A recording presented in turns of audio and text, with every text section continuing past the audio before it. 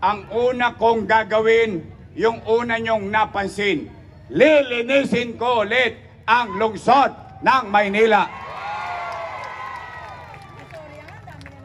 Pangalawa, matanong ko lang kayo, napansin nyo ba, nagbalikan na naman ang mga tulongges sa Maynila?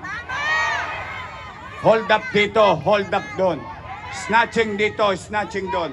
Nakita nyo yung arte? Sila ng Pedro Hill Residence at San Sebastian Residence. Nagyangga-nyangga doon. Ang sabi nila, sila daw ang may gawa. Wow! O sige, kayo may gawa. Kasalanan ko. Puro na lang sila, utang, utang, utang. O bakit? Nagkubli ba ako sa taong bayan? Ngayon nga lang kayo nakakita ng mayor for the first time. Alam nyo nangyayari sa umaga, sa gabi, sa hapon, araw-araw alam nyo nangyayari sa gobyerno ng Maynila. Tama mali? No, magla-lockdown. Takot na takot ang tao. Nangangamba baka sila mamatay na sila ay ma-infeksyon ng COVID-19. Nangangamba baka sila ay mamatay na dilat ang mata dahil walang makain, dahil wala ng trabaho. Ano sinabi ko? Nay, tay, mga lolo't lola ko, mga batang Maynila, pumanatag kayo. Huwag kayong mag-alala.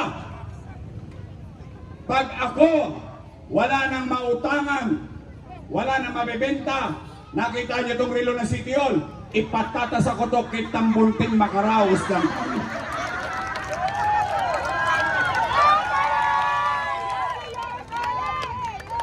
Because ganon ang pagiging ama. Ganon ang pagiging ina. Ilan sa inyo dito nakapagsanlaki ang bunting ng plancha? Yo, sa kanto, mga sesyon. Shout out sa mga nakapagsanla ng transistor. Ng airpot. Yung anak nyo nagtataka bakit yung TV wala na. Din mo ako nang papasok mo sa cellophane. Yung pinagbalutan ng tulingan. Sa katamban. O tapos isiselyo mo. Ay sa Arten ka. May dadaan na truck.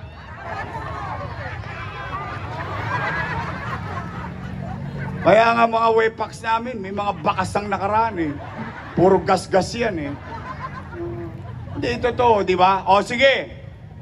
Nay, tay, ang una kong gagawin, yung una nyong napansin, lilinisin ko ulit ang lungsod ng Maynila. Pangalawa, matanong ko lang kayo, napansin nyo ba, nagbalikan na naman ang mga tulongges sa Maynila? Hold up dito, hold up doon. Snatching dito, snatching doon. Nakita nyo yung arte? Nay, tay, ibinalik ko na sa atin ang yabang ng pagiging batang Maynila. Ngayon, saglit lang ako nawala, nagbalikan na naman dyan sa Arten. Sinisira na naman yung pagiging pagkatundo natin. Ang bansag na naman sa atin, mga makukulit. Eh, hindi naman taga rito yung mga yan eh. Puro dayo yan eh. Kinalawit ko na yan eh. Ay, si Junior, inutusan ko. Oh. Inuubos namin yan eh. Oh, nagdumami na naman ang adik. Hoy, mga deka, pabalik na ako. Steady na lang kayo sa Gedli, ha? Relax lang kayo. Real talk lang to, my man. Meron kang bars, pero broke ka pa rin. 30 days na lang. Like ba na si Yorme? Kaya ako naman, ang payo ko, yung katulad ng sinabi ni Freddy Aguilar, magbago ka. Magbago ka. Nang di ka magsisi. Nakita niyo yung rekto? Ang baho na naman. Sino sumasakay sa Divisoria? Nay, real talk lang. Tapatin nyo naman ako. Baka naman masyado akong bilib sa sarili ko at sa grupo namin. Nung panahon ko, luminis na yan eh. Nadadaanan ng taong matiwasay yan, di ba? Alas 6 pa lang ng umaga, malinis na, na-flashing na yung Divisoria. Tama, mali? Ngayon, Naligo ka. Papasok ka sa trabaho. Lahat ng Natasha mo, binuga mo. Bago ka nakarating sa trabaho mo, amoy bulok na sibuyas ka na ulit. Kung nanonood sa ilong eh. Tama, mali? Nay, tay, ito naman. Mayawa ang Diyos. Sa tulong nyo, nakabalik tayo. Ipabalik ko sa inyo yung gobyerno sa umaga, sa tanghali, sa hapon, sa gabi, hanggang madaling araw, may gobyerno pa rin sa lungsod ng Maynila. Naalala nyo minsan, alauna na madaling araw, may nagsiga-sigaan dito sa Delpan. Nag-showdown. Sino bumaba? Oh, umulit ba sila? Pumanatag na. Dinala ko sa masahiyan. Alam mo, minsan, pagka malambot ang muscle, kailangan pinalalambot din yan eh. Tama, mali? Umulit pa ba sila noon? Hindi, natulog tayo ng mahimbing. Tama, mali? O, pangatlo kong gagawin. Ibabalik ko yung matagal ko nang ginawa nung panahon ako ng mayor at matagal ko nang paniwala. MBN. Minimum Basic Needs. Housing, education, healthcare, and jobs. Yang apat na yon, ang paniwala ko ay makapagpapataas ng antas ng pamumuhay ng tao. May masisilungan siya, umulat bumagyo, may mapapasukan siyang trabaho, yung anak niya maganda eskwelahan, pag sila'y nagkasakit, panatag ang kanilang damdamin dahil may gamot at gamit. Nay, tay, ang gobyerno, hindi kayo mapapayaman. Hindi ko kayo mapapayaman. Hindi po ko Lotto outlet.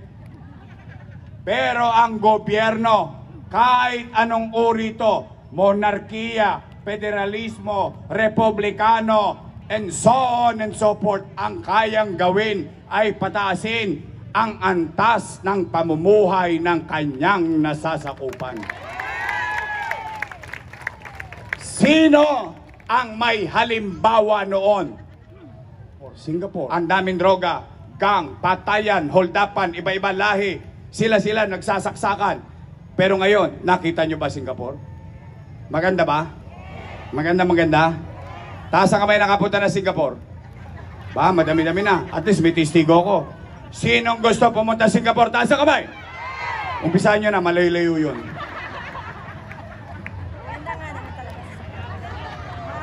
Nalayo ha. Taga-Tondo to. Oh, nagawa ba nila? Nagawa. Sino? Si Lee Kuan Yew. Siya nagmatigas. Lahat ng kalaban niya sa politika, nilabanan niya. Kahit kakampi niya, nilabanan niya. Bakit? Mali. Pag mali. Ano nangyari sa Singapore? Tingnan mo sila ngayon. Walang kamag-anak kay Lee Kuan Yew. Walang kakampi-kampi kay Lee Kuan Yew. Ang importante, taong bayan ang makinabang sa gobyerno. Yon ang uri ng gobyernong ibibigay ko sa inyo. Oh, gusto niyo pa akong bumalik? Sigurado kayo sa akin? Promise? Paano pag nagbigay ng form? Ha? Tanggapin nyo, sayang. Basta wag nyo lang papakalawit yung puso nyo. Promise? Dito tayo sa original na tapat at totoo.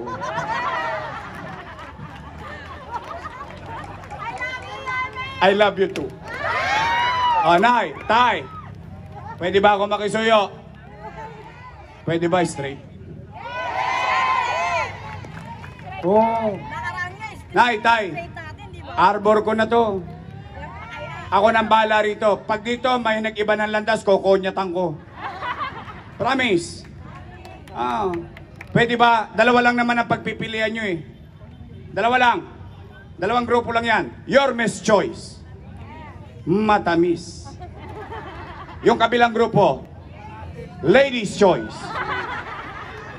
Kayo may sabi nun, hindi ako. Ayoko manira eh. Oh, matanong ko kayo, may nasabi na ba akong kapani-panira sa kanila dito?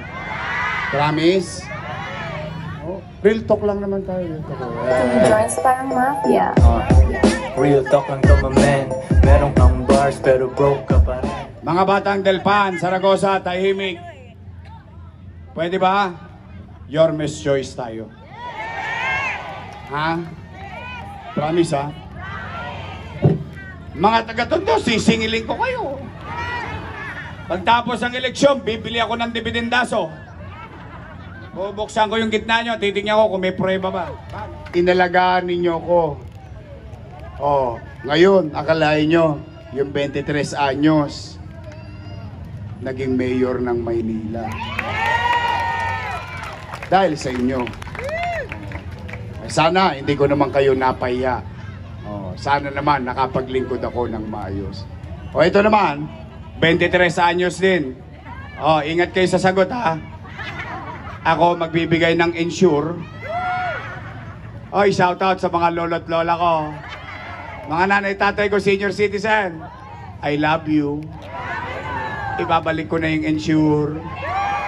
Ibabalik ko na yung cake. Yung black rice. Yung vitamins. O ngayon sa Maynila, pahabaan ng buhay. I love you. Mahal na mahal ko yan. Yung mga, pasensya na kayo mga bata ha. Mga batang Maynila. Medyo prioridad ko yan mga matatanda. Kasi konti na lang yung birthday nila. Oh, real talk. Joins parang mafia. Real talk lang to my man. Meron kang bars pero broke ka. Pero alam mo, kidding aside, yung may matanda sa bahay, ikaw yung bata, gusto mo iparamdam sa kanya yung pagmamahal sa lahat ng nalalabing oras niya sa mundong ibabaw. Yun yung gusto kong gawin sa mga lolo't lola natin, mga nanay at tatay natin. Bakit? Tatanda din tayo. Una-una lang yan. Mauna na yung kabila. Tama ba? Oh, nakalima na kayo. Pwede ba? Tingnan nga natin. Bigyan natin ng pagkakataon to. Nakalima na kayo. Pwede ba isingit nyo na yung anak ng misis ko? Sino mas gwapo? Ako pumipirma. Baka pumikit ang mata ko. Sino mas gwapo? Si Joaquin talaga ulit eh. Joaquin Domagoso.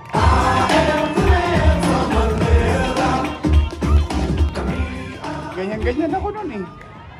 Nung makuha nyo ako, sariwang-sariwa ako.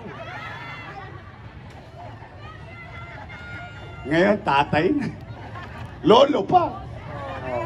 Kompleto na. 6, straight. Ang ating congressman, guwapo, mabait, masipag, Ernix Dionisio.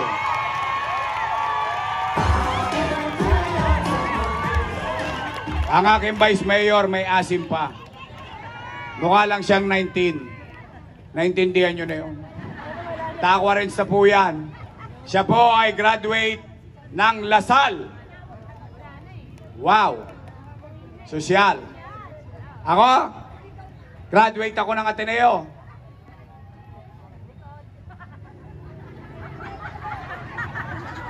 Parang ayaw nyo maniwala.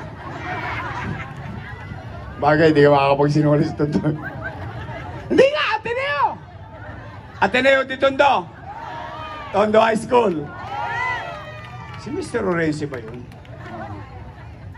Anyway, shout out sa mga teacher ko sa Almario. Kanina nakita ko si Mr. Orense. Teacher ko yun sa Araling Panlipunan noong araw. Siya graduate ng Lasal, Political Science. Major in Political Science. So she knows the job. And I think she will be a very good Vice Mayor. Chi Atienza.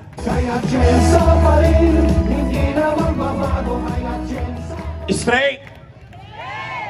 Kahit sabihin ni Chairman, straight pa rin kayo. Kahit sabihin ni Kagawad, sa kabila kayo, straight pa rin kayo. Promise? Promise? Abangan ko. Titingnan ko resulta. Promise ha? Aasa ako.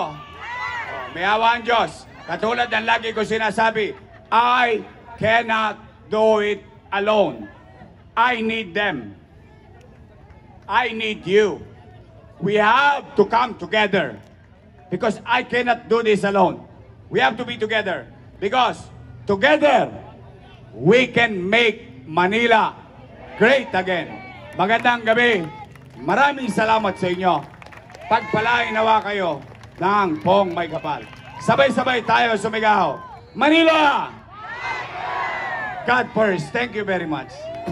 Maraming salamat po, Yorme Isko Moreno Tumagoso, Distrito 1 sa panguna ng Working Congressman Ernest Junicio, Councilor Dr. Irma Alfonso, Councilor Joaquin Tumagoso, Councilor Jesus Taga Fajardo Jr., Councilor Bobby Hernane, Councilor Colonel June Ibay, Councilor Ian Bansay Nieva, at syempre ang mga katuwang ni Yorme Vice Mayor Chi Atienza.